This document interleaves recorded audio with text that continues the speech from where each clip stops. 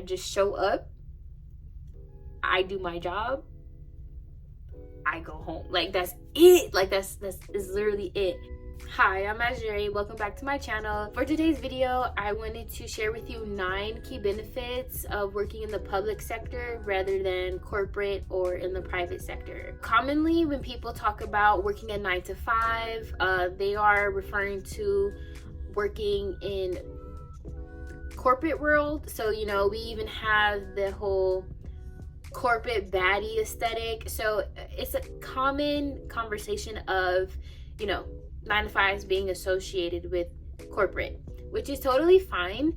But what I don't see a lot is conversations about actually working in the public industry. So for example, like working in government, whether that be, you know, federal government or even like local government, like city government, or it could be working for the county. So, you know, so that's going to be in the public area. And there are several benefits of working in a public industry.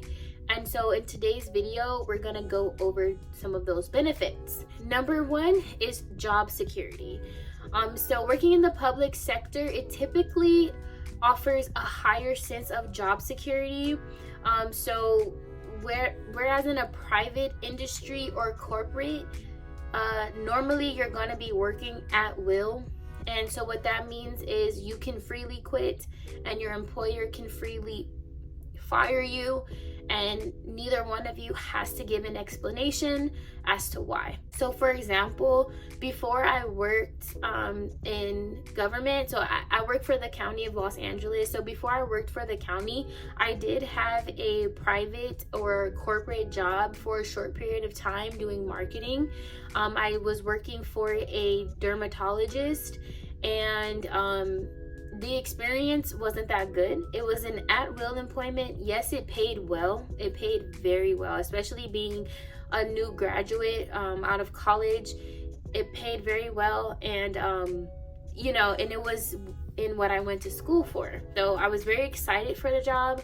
However, the first thing that I noticed when I signed the work contract was that I was an at-will employee. And so my mom had explained to me, like, oh, you know, that's not really the best position to be in, because that means, you know, you can be fired at any time without an explanation. So, but, you know, I was still excited. This was during the height of COVID. It was in 2020. It was it was the only job that I had gotten right after I had gotten laid off from my previous job with the city. So I only was there for maybe about a couple of months before I quit. For one, it was a smaller business, like it was a small dermatology office, and the doctor, you know, he was very rude to his employees. He actually hired all young women, and he was rude to every single one of us. It was an unhealthy work environment. I wasn't able to freely share my thoughts and ideas without him feeling like I was trying to belittle him. Like literally in an interview, not an interview, but we had a staff meeting about a digital campaign, and I was letting him know like the plan of action and the results that we were getting from some of the plans that we have been implementing. And he just kept trying to go against what I was saying, and he was like kind of laughing. And when I was trying to further prove my point, I could tell that he was feeling offended by me. But anyways, me and my coworker, we left that meeting feeling good. We felt like we really, you know, showed him the progress that we made on our digital campaign. And so, you know, she was congratulating me like, girl, you did a great job in there. And I was like, you know, thank you. And turns out like the next day, to our surprise, like I'm getting called in for a staff meeting, and during that time, you know, we had to wear masks. So it was me and my coworker who was also in marketing, and then it was his medical assistant, and we were all in the office.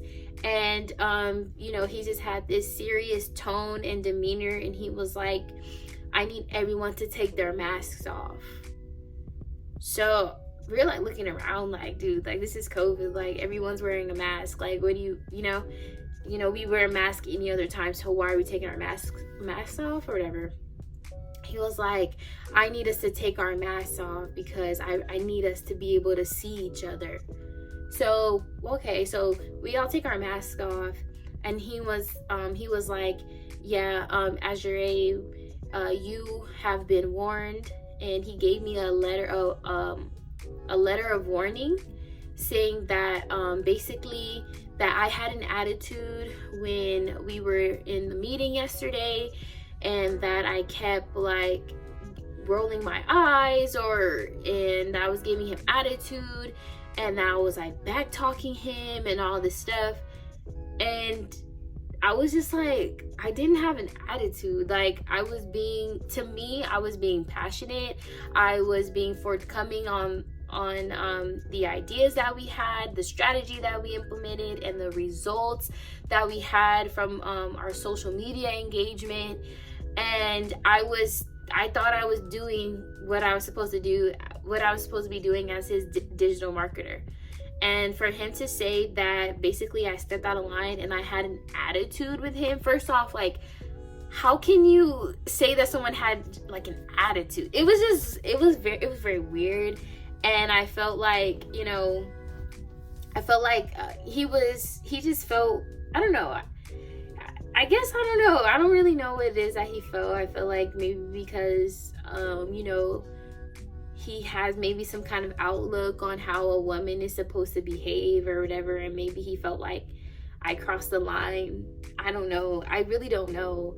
And I feel like this is kind of off topic, but with this whole like femininity conversation that's going on right now in social media world, it was kind of triggering for me because one of the things that they say is, as a woman, you get farther in your career when you lean more into your femininity power more than like your masculinity power.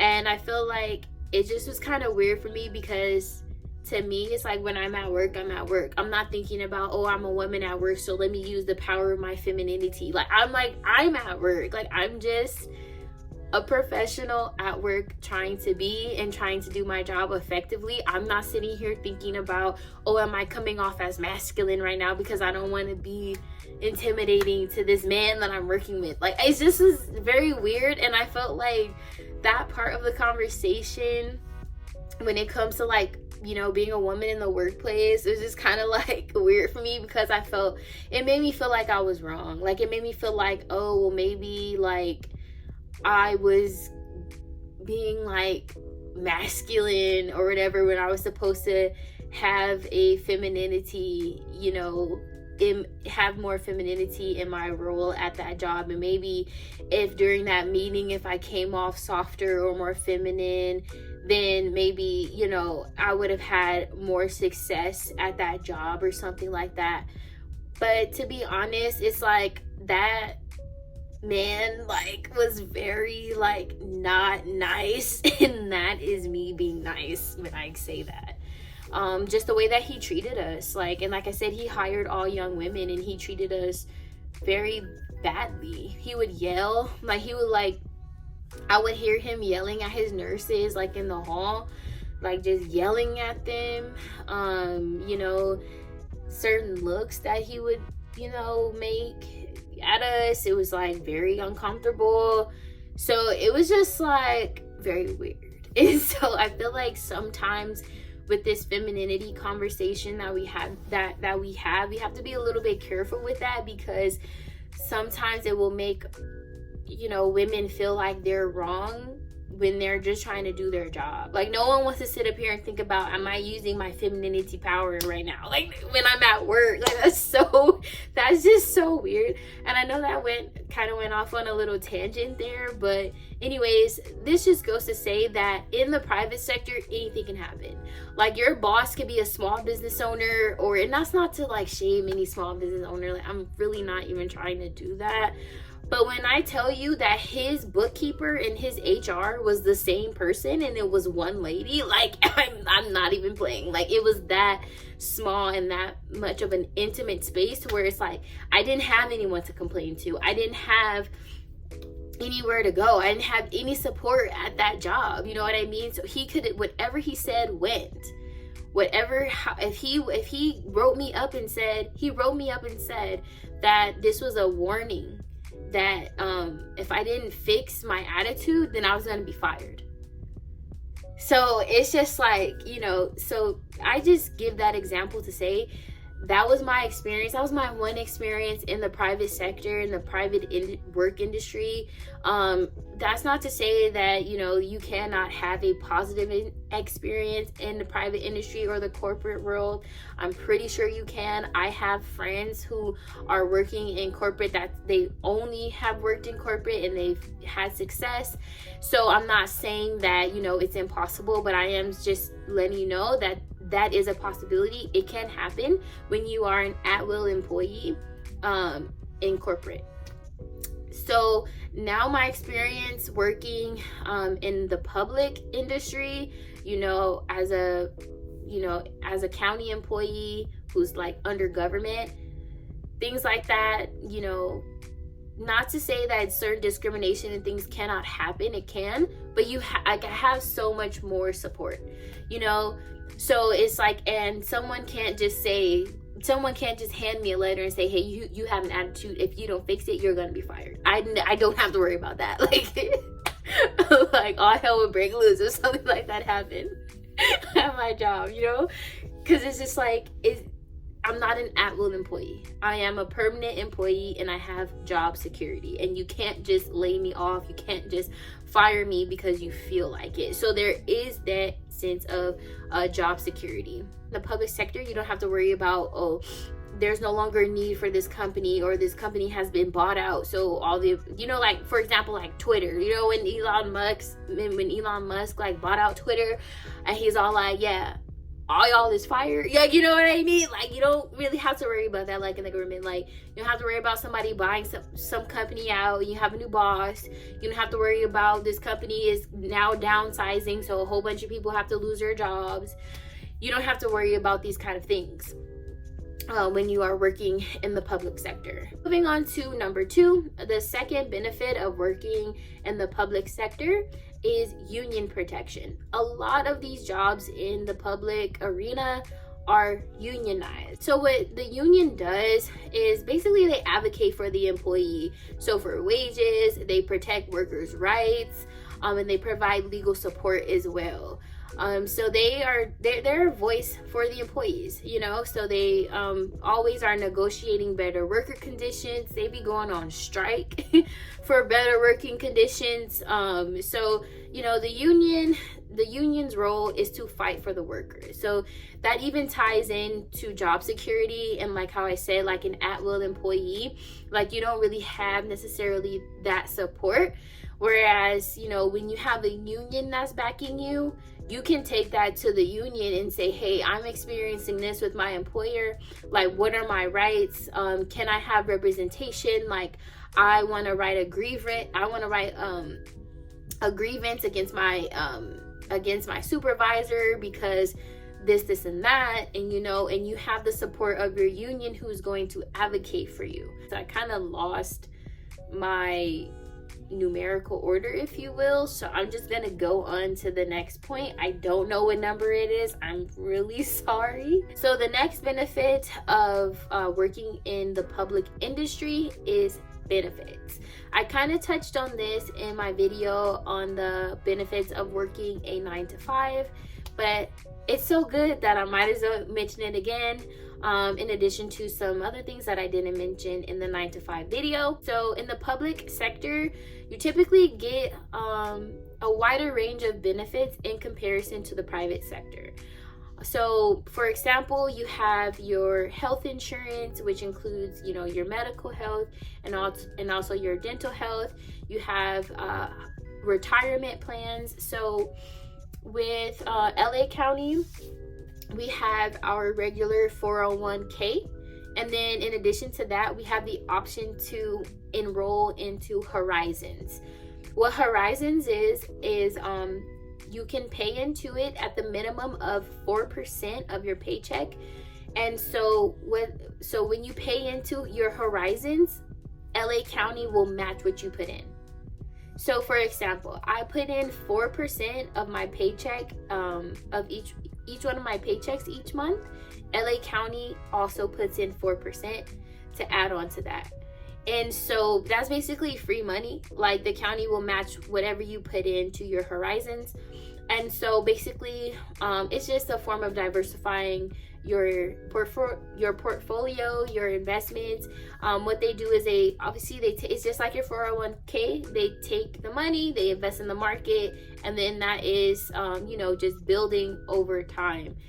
And so I want to say you can compare it to like a Roth IRA. It's very similar to that. It's very similar to a Roth IRA, except instead of it's just you paying into it, you also have the county paying into it as well.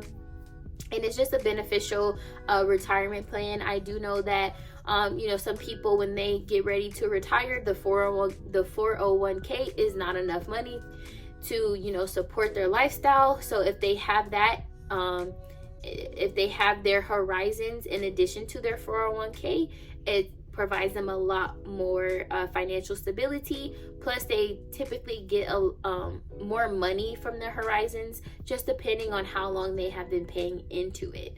So so that's a couple of the benefits when it comes to the retirement. Then you have, of course, your sick pay, your vacation pay, and then sometimes you even have holiday pay. Just depends. So kind of adding on to the benefits is you have mental and physical health support. You can also pay into outside disability insurance as well, like Colonial or State Farm, just for some examples. And so if you ever need to go on maternity leave or any kind of disability leave, mental health, whatever the case may be, you can pay into outside insurance. And so when you take that time off from work, you can still receive income. And the best part about it is you don't have to worry about losing your job. You can take almost as much time as you need. There has been, I have worked with people who have been out on leave for like months, a year, you know what I mean? And they didn't lose their job. When their medical leave was over, their job was there waiting for them. So when you talk about needing mental and physical support from your job, like, the public sector really has your back. We go through things as humans, and it's nice to know that we have that support and from our jobs, and that we can have the comfort of knowing that if life happens and we need to take time away from work, we're able to do that without fear of losing our job. So moving on to our next benefit of working in the public sector, non-merit based raises. Raises in the public industry are not solely based on merit. So for example, again, I work at LA County. So for your first 7 years of employment, you get a raise for each one of those years. So they call it steps. You get 7 steps. And so for each step, you get a raise. And then once you cap out on the 7 steps, then you've hit your top salary for your specific position. So you automatically get a raise each year, which is awesome. It's not based on your performance. It's not based on you negotiating. It's not based on any of that. It's just automatic, which is really nice. So in addition to that, you do have the union, who then also negotiates wages. So we kind of touched on that earlier when we talked about the benefits of being a part of a union. So for example, my union negotiated for us to get raises for like the next 3 years. So it started 2 years ago. And they did that due to inflation, and also due to us being public servants. We had to work during COVID. So they, they went out and they fought for us to get raises. And so how it worked was, for the first year we got a 5% raise, and then for the next 2 years we got a 3% raise. And again, this is in addition to your step raises if you haven't maxed out yet. So these are all raises that you automatically get just by being an employee there. You don't have to necessarily, I don't want to say you don't have to work for them, but you don't have to go to your boss and prove to them why you deserve a raise. Like, it's automatic. Maybe I don't get paid as much as I could in the corporate world, but I get paid decent. And I also know that, like, I know what my range of salary is. I know what my starting pay is. I know the potential of how much I can get in that position. And I know that is going to constantly go up until I reach the top. The last point that I want to give is diversity and inclusivity. Working in the public sector, you will work with a range of different people who come from different cultures and backgrounds. So you aren't just gonna work with, one type of person. You're gonna work with all different kind of people. Any race, ethnicity, culture, background, your employees, you look around and you see different faces, different kind of, people. And it's nice. It's nice to work around a diverse work environment, and a work environment that encourages that, because different celebrations that come around. It could be Latin Heritage Month, it could be Black History Month, it could be LGBTQ Pride Month, and we're going to receive an email letter chain to everybody in the office to acknowledge these months, to celebrate with each other. The office would do all kind of festive things to celebrate our diversity and to celebrate each other. And so that's just really nice. It just makes it just a more welcoming environment, and you just kind of feel like, no matter what background you come from, you're going to be appreciated. And I do have a bonus. So the bonus is, it's simplified entry-level application process. So what I mean by that is, for a lot of entry-level positions especially, you do not need a resume. And I know that sometimes, a resume can just be the most daunting thing, because it's like you just have this one page to try to prove your knowledge and your skills and why you are eligible for this job. So it is definitely nice to know that, okay, I don't necessarily need to have a resume for this job, that they are going to look at other factors to hire me. So it could be as simple as you going on governmentjobs.com, creating an account, and you just fill out basic information. I guess information that would be similar to a resume, like your work history and everything like that. But what makes it nice is that it's a profile. So you can think of it kind of like Indeed or LinkedIn. It's a profile just for government jobs. So you can just send that off to several jobs that you see on the website. And a lot of the time, the job does not require you to submit a resume. Yes, you will come across some that will specifically ask for a resume, but a lot of the jobs don't require it. So for example, the job that I have now, I'm an eligibility worker. I did not need to do a resume for that. I literally just made an account on governmentjobs.com, and then I submitted my application, and then I attached a copy of my transcript, because my position did require a bachelor's degree, but some of them don't.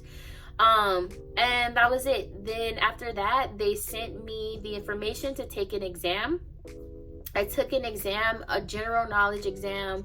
It was English, some math, and some like basic office etiquette. And then once I took the exam, they graded it, and then they put you in a placement. So basically, the highest is placement 5, and then the highest is placement 1, and the lowest is placement 5. And then so they just put you in whatever category you are based on how you scored on the exam.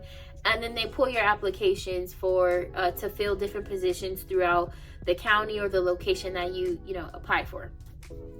So I'm not the best test taker. I was in band 4, so I was almost at the end and I still got pulled. The time that I got hired, it was during the height of COVID, and the county was doing a mass hiring for eligibility worker. When I say massive hiring, so they didn't even do interviews. I didn't even need to do an interview to get my job. Like, God really looked out for me. All I did literally was make an account on governmentjobs.com and I submitted my application. After that, I took an exam. After that, I started the job. It did take a long time for me to start. It took like 6 months. It was a long process for them to like get to me and get me started and everything. But once I got started, I've been there for 4 years. So it can be that simple. It can be as simple as you just going on the website, making an account, and just sending off dozens of applications to different government jobs, and then they let you know what the following steps are. You don't necessarily have to do a resume for each job that's, you know, specifically for the position. It just depends on if you're trying to get a specific position, then yes, you may have to do that. But if you're just trying to get your foot in the door, like the job that I have now, it's a foot in the door, you know? So like if you're just trying to get your foot in the door at an entry-level position, that's literally all you need to do. And then once you're in, you know, you're in. You can go anywhere. You can go anywhere within, you know, that sector. You can take the skills that you've learned. You're dealing with the public. A lot of the time that's going to be transferable to any other government job, because when you work in government, you're going to be dealing with the people. You're going to be providing services to people. You're going to be, you know, engaging with the community. So in any kind of, you know, job that you do. So it's kind of like it can be transferable. At least when you start off in the entry-level position, like you can always move up. So there is always room to grow. You can always venture out and try to go into a, you know, another kind of job, you know, within government. There's a lot of options out there. So I did also want to clarify something. I have worked in the public industry for city government as a part-time employee. So I worked in the communications department as a social media specialist, and I have mentioned before that I lost my job during COVID. So unfortunately, as a part-time employee, I didn't share the same job security and benefits that my full-time co-workers had. So I just wanted to clarify that unfortunately, if you are not a full-time permanent employee, you may not have the same job security and benefits that you know, a full-time permanent employee does while working in the public industry. So I just wanted to clarify that. So when you are looking for jobs, if you do decide to apply for jobs in the public industry, I just encourage you to apply for those jobs that are full-time permanent positions. I hope that this video was helpful. I really just wanted to put this information out so that I can let y'all know that you don't necessarily have to work a corporate job. You know, I feel like sometimes corporate jobs can be stressful because you are just, you know, unless you just find a really good company. If you find a really good company who really does care about their employees and, you know, creating a healthy work environment, then sometimes, you know, it could just be stressful, you know. So you know, so I just wanted to put this option out there to let you know that you don't just have to work a corporate job. You can work in the public industry and work in government and you know, receive some of these good benefits that I have been sharing with y'all. It's nice. I feel like I am not stressed out, you know. I don't have what you call the Sunday scaries. Like, I don't experience that. Like, when it's Sunday, it's like, okay, I just have work tomorrow. It's not that big of a deal. I go to work, I sit at my desk, I do my job, and then I go home, and then I do whatever I want to do after that. Like, it's that simple. I don't have to take my work home. I don't have to stress about work. It's not that serious. Like, it's just not that serious. I just show up, I do my job, I go home. Like, that's it. Like, that's literally it. If you like to feel secure and relaxed and know, like, okay, like, I'm good and my job is not stressing me out, like a 9 to 5 at a government job, it might be for you, sweetie. It might be for you. I hope that you found this video helpful. If you have any questions, let me know in the comments below. If there's anything that I missed in this video, please also comment that below, so that we can have this conversation and, you know, help each other out. Thank y'all so much for watching. Make sure to like, comment, and subscribe. I will be uploading a new video every Sunday and Thursday. All right, y'all, be blessed. Bye.